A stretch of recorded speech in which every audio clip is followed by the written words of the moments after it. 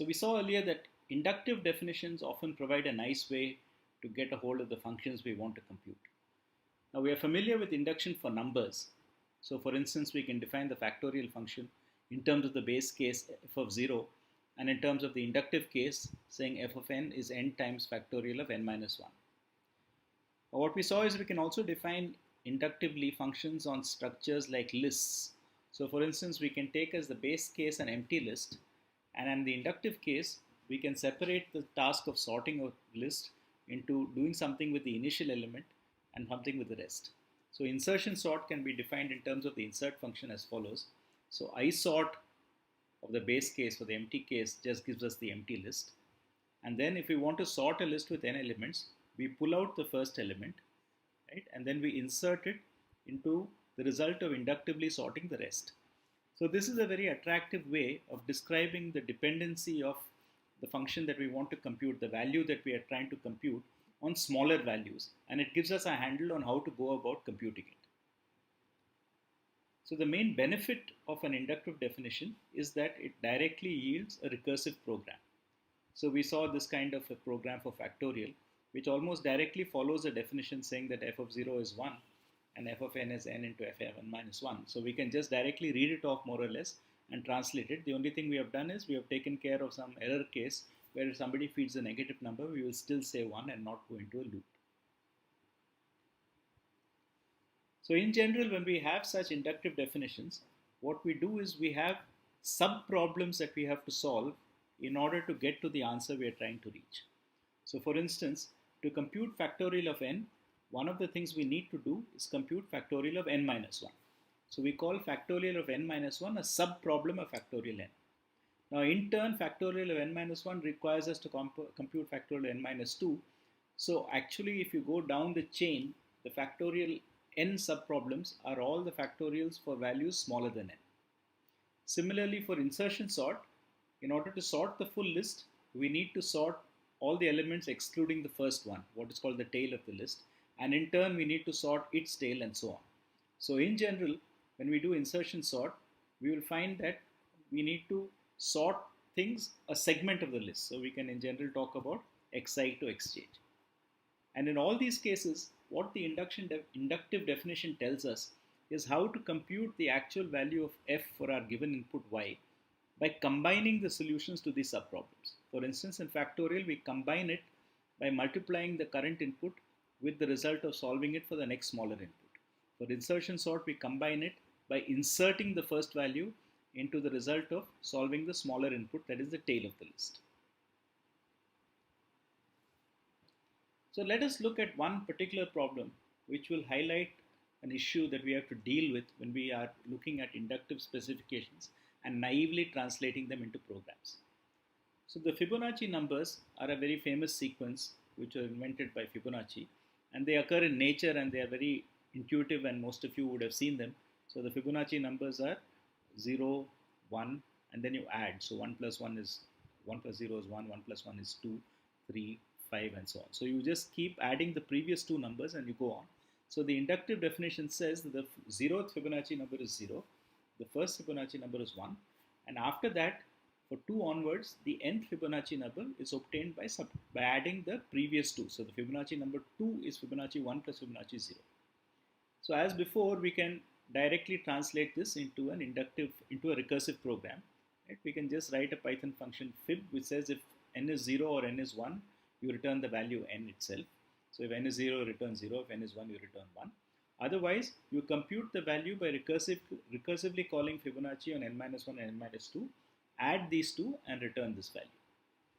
So here is a clear case of an inductive definition that has a natural recursive program extracted from it. So let's try to compute a value and see what happens. So supposing we want to compute Fibonacci of 5 using this definition. So Fibonacci of 5 will go into the else clause and say we need to compute Fibonacci of n minus 1, namely 4, and n minus 2, namely 3. So Fibonacci of 5 leaves us with two problems to compute, Fibonacci of 4 and Fibonacci of 3. So we do these in some order. Let's go left to right. So we pick Fibonacci of 4, and this in turn will require us to compute Fibonacci of 3 and Fibonacci of 2 by just applying the same definition to this value. Similarly, we go to the left of the two subproblems. Fibonacci of 3 requires 2 and 1. 2 requires 1 and 0. Now for 1 and 0, fortunately, we can exit without making a recursive call. If n is equal to 0 or n is equal to 1, we just return the value. So we get back Fibonacci 1 is 1 and Fibonacci 0 is 0. So with this, we can complete the computation of Fibonacci 2. We get value is 1 plus 0, in other words 1. So Fibonacci of 2 is 1. Now we are back to Fibonacci of 3. So we have computed for Fibonacci of 3 the left case, Fibonacci of 2, and now we have to compute the right case. And once again, we find the Fibonacci of 1 being a base case. It gives us 1. And now we can combine this and get Fibonacci of 3 is 2. So now we are back to Fibonacci of 4. And we have computed the left side of Fibonacci of 4. So we need to compute the right side. And now what happens is we end up having to compute Fibonacci of 2 again. Even though we already know the value, we naively have to execute Fibonacci of 2, call 1 and 0, again propagate the values 1 and 0 back up, add them up and get 1. Now we can compute Fibonacci of 4 is 2 plus 1, 3. And now we are finally back to the original call where we had to compute Fibonacci of 4 and Fibonacci of 3. So we have done with 4. So now we want to do Fibonacci of 3. So notice that we have already computed Fibonacci of 3, but this will blindly require us to call this function again. So we will again have to execute this full tree, go all the way down, go all the way up, and eventually Fibonacci of 3 will of course give us the same answer, namely 2, which we already knew, but we would not take exploit, or we would not take advantage of the fact that we knew it. And in this way we get 3 plus 2, and therefore Fibonacci of 5 is 5. So the point to note in this is that we are doing many things again and again. In particular, in this particular computation, the largest thing that we repeat is Fibonacci of 3. Right? So as a result of this recomputation of the same value again and again, though we in principle only need n minus 1 subproblems, right? If we have fib of 5, we need 2 fib of 4, fib of 3, fib of 2, and so on. So n subproblems down to fib of 0. But some of these subproblems, like in this case Fibonacci of 3, we compute repeatedly in a wasteful way. As a result, we end up solving an exponential number of subproblems, even though there are only order n actual problems to be solved. So what we want to do is move away from this naive recursive implementation of an inductive definition and try to work towards never re-evaluating a subproblem. So this is easy to do.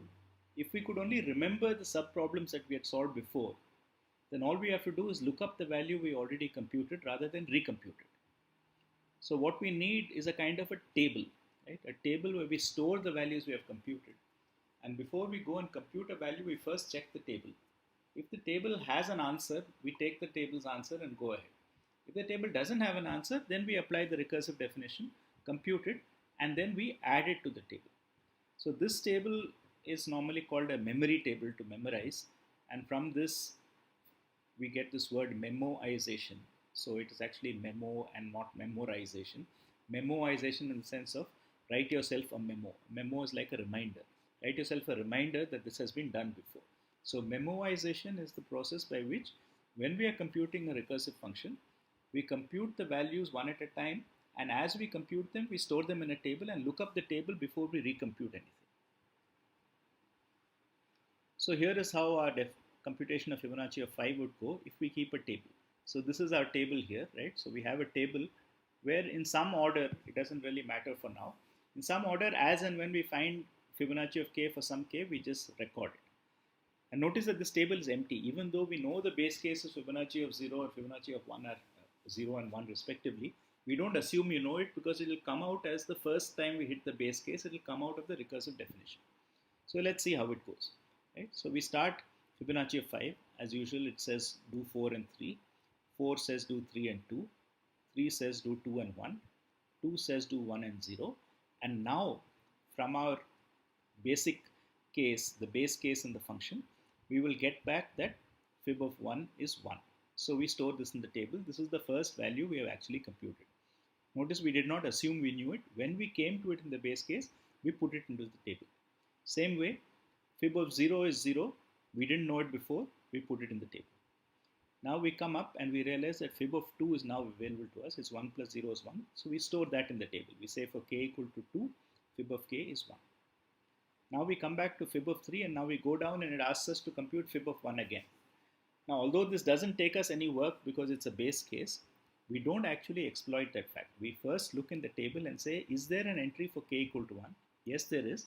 And so we pick it up. So we highlight in orange the fact that this value was actually not recomputed, but looked up in the table.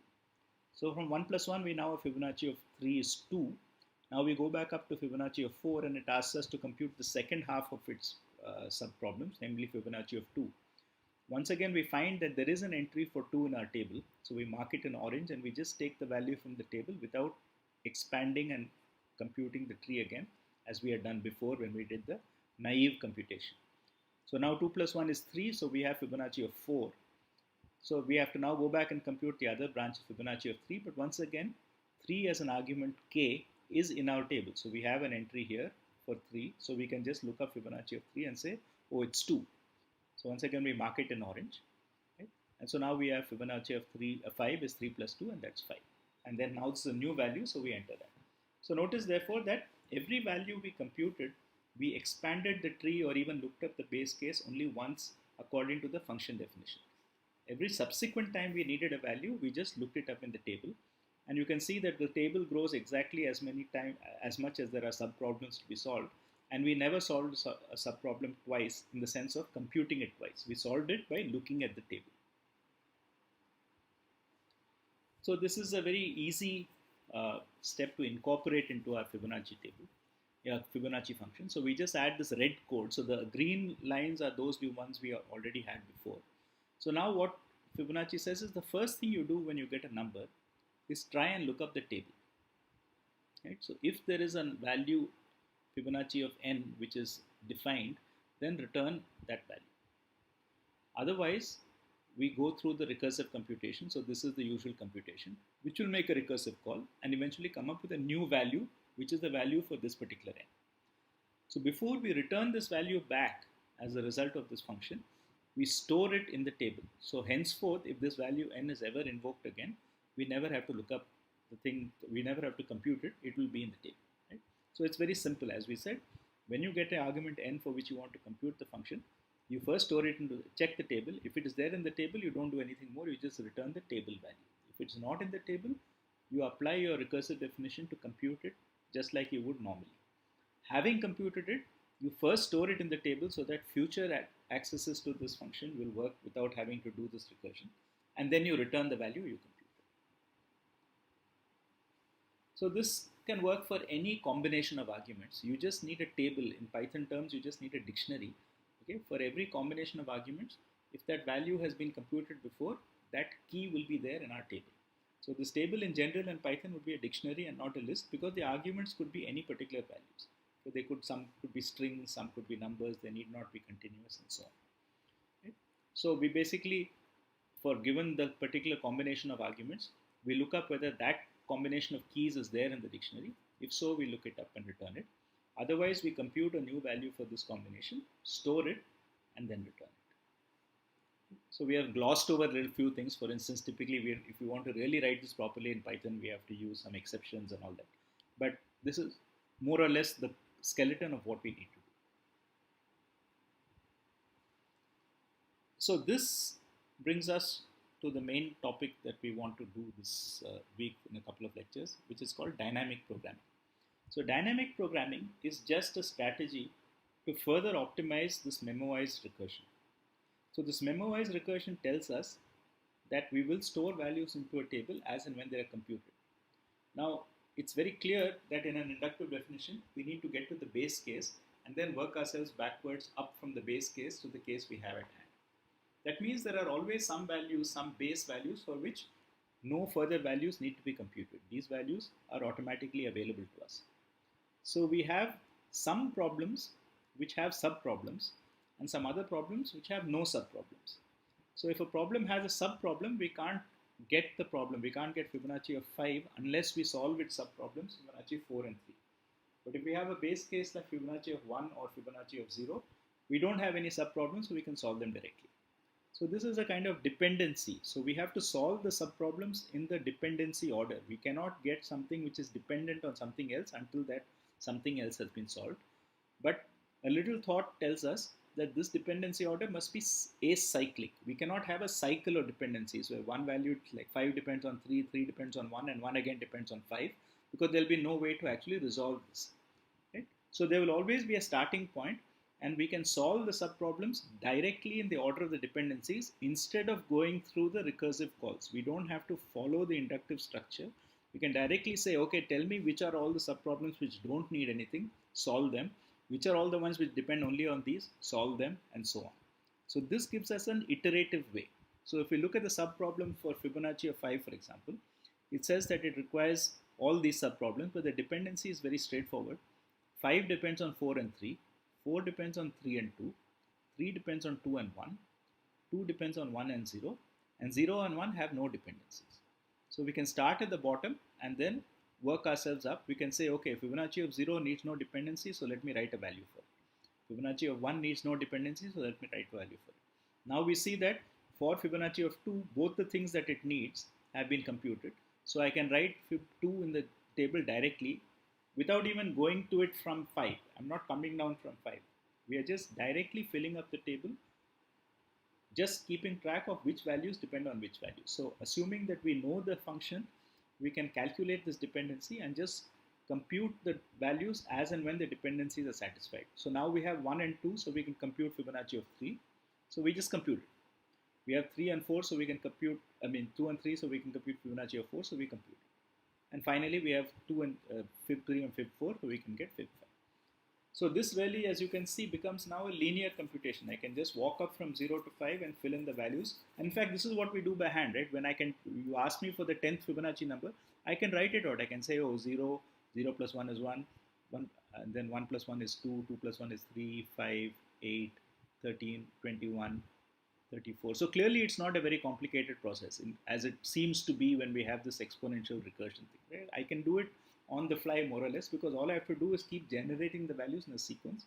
And this is the virtue of dynamic programming. It converts this recursion into a kind of iterative process where you fill up the values that you would normally fill up in the memo table by recursion. You fill them up iteratively, starting with the ones which have no dependencies. So then the dynamic programming version of Fibonacci is just this iterative loop, right? So it says that you start with value 0 and 1 to be the values themselves. That's what we earlier said, was that if n is 0 or 1, then you return n. So here we just store it into the table directly. We say fib table of 0 is 0, fib table of 1 is 1. And then we walk from 2 to n. So in Python notation, the range end is n plus 1. And at each stage, we just take the ith value to be the sum of the I minus 1, I minus 2 values, which we have already computed because we are going in this particular order, because we have recognized the dependency order goes from 0 to n. And finally, the answer we need is the nth entry, so we just return that. So to summarize, the basic idea to make naive recursion more efficient is to never compute something twice. And to never compute something twice, we store the values we compute in what we call a memo table. This is called memoization. And we always look up the table before we make a recursive call. Now this can be further optimized, so we avoid making recursive calls altogether, and we just directly fill in the table in dependency order, which must be acyclic, otherwise this problem will not be solvable. And this converts the recursive evaluation into an iterative evaluation, which is often much more efficient.